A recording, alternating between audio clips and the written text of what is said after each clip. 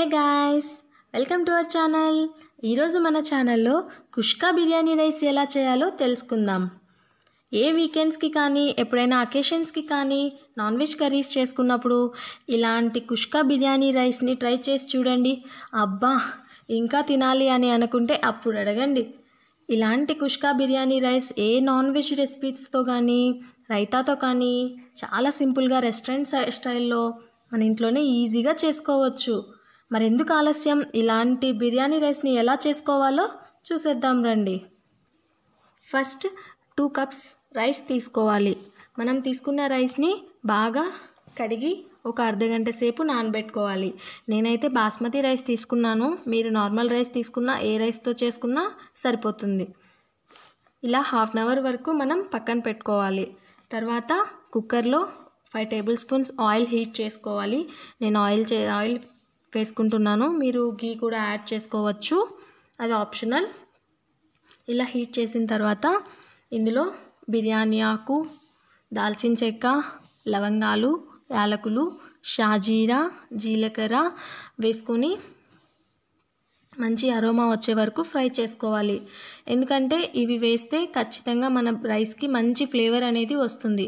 ఇవి ఖచ్చితంగా మనం రైస్ చేస్తున్నప్పుడు ఫస్ట్ యాడ్ చేస్తేనే ఆ ఫ్లేవర్ అనేది మనకి బాగా తెలుస్తుంది. కాబట్టి ఇవి ఖచ్చితంగా వేసుకోవాలి. తర్వాత 2 పెద్ద ఉల్లిపాయల్ని కట్ చేసుకొని ఇందులో యాడ్ చేసుకోవాలి. ఉల్లిపాయలు కాస్త వేగిన తర్వాత 2 పచ్చిమిర్చి ముక్కలు వేసుకోవాలి. అలాగే కొంచెం అప్పుడే ఫ్రెష్గా రుబ్బుకున్న జింజర్ గార్లిక్ పేస్ట్ మనం వేసుకోవాలి. బాగా కలుపుకున్న తర్వాత 3 పెద్ద టొమాటో ముక్కల్ని కట్ చేసి వేసుకోవాలి. ఈ టొమాటో ముక్కలు బాగా మగ్గే వరకు సిమ్లో పెట్టి మూత పెట్టేసుకోవాలి. టొమాటోలు బాగా మగ్గిన తర్వాత 1 టేబుల్ స్పూన్ కారం, 1 table spoon garam masala, 1 table spoon biryani masala వేసి బాగా కలుపుకోవాలి. ఆ తర్వాత 3 టేబుల్ స్పూన్లు పెరుగు వేసి బాగా మిక్స్ చేసి ఆయిల్ ఫ్లోట్ అయ్యే వరకు బాగా వేయించుకోవాలి.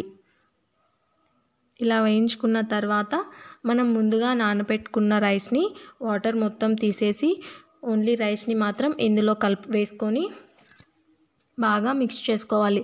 ఆల్రెడీ మనం 1/2 అవర్ సేపు నానబెట్టుకున్న రైస్ కాబట్టి బియ్యం 2గా తునిగిపోకుండా స్లోగా ఇలా కలుపుకుంటూ ఉండాలి. మొత్తం ఇలా కలుపుకున్న తర్వాత కాసేపు మూత పెట్టి ఫ్లేమ్ని తగ్గించి 2 మినిట్స్ వరకు అలానే ఉంచాలి. తర్వాత రైస్ని బాగా కలిపిన తర్వాత మనం ముందు 2 కప్స్ రైస్ తీసుకున్నాం కాబట్టి 2 కప్స్ వాటర్ తీసుకుంటే సరిపోతుంది. ఎందుకంటే ఇప్పుడు మనం రైస్ నానబెట్టుకున్నాం కాబట్టి 1:1 రేషియో తీసుకుంటే సరిపోతుంది. అదే మీరు నార్మల్ రైస్ తీసుకున్నారనుకోండి, ఇంకో 1/2 కప్ వాటర్ ఎక్కువ యాడ్ చేసుకుంటే సరిపోతుంది. అది మన రైస్ కన్సిస్టెన్సీని బట్టి మనం వేసుకోవాలి. ఇలా వాటర్ వేసి కలిపిన తర్వాత ఇందులో కొంచెం కొత్తిమీర, అలాగే కొంచెం ఉప్పు, టేస్ట్కి సరిపడా ఉప్పు వేసుకొని కలిపి మనం కుక్కర్ విజిల్ పెట్టుకోవాలి. ఇలా 2 విజిల్స్ వచ్చేంత వరకు హై ఫ్లేమ్లో మనం గ్యాస్ని పెట్టుకోవాలి. తర్వాత విజిల్స్ వచ్చాక ఫ్లేమ్ ఆఫ్ చేసి మూత వెంటనే తీయకుండా ఒక 10 మినిట్స్ వరకు పక్కన పెట్టేసి తర్వాత ఓపెన్ చేసి సర్వ్ చేసుకుంటే వేడి వేడి కుష్కా బిర్యానీ రైస్ రెడీ.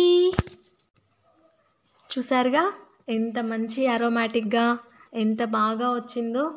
ఇలా మొత్తం రైస్ని ఇలా కలుపుకొని సర్వింగ్ ప్లేట్లోకి తీసుకొని ఏదైనా నాన్ వెజ్ కర్రీతో కానీ రైతాతో కానీ సర్వ్ చేసుకుంటే సరిపోతుంది. చూసారు కదా ఫ్రెండ్స్, మీకు ఈ వీడియో నచ్చినట్లయితే లైక్ చేయండి, షేర్ చేయండి, సబ్స్క్రైబ్ చేసుకోండి. ఇలాంటి మరెన్నో వీడియోస్ అందరికంటే ముందు చూడాలనుకుంటే వెంటనే పక్కనున్న బెల్ ఐకాన్ని క్లిక్ చేయండి. వెంటనే మేము చేసిన వీడియో మీకు నోటిఫికేషన్ ద్వారా మీ మొబైల్లోకి వచ్చేస్తుంది. Thank you.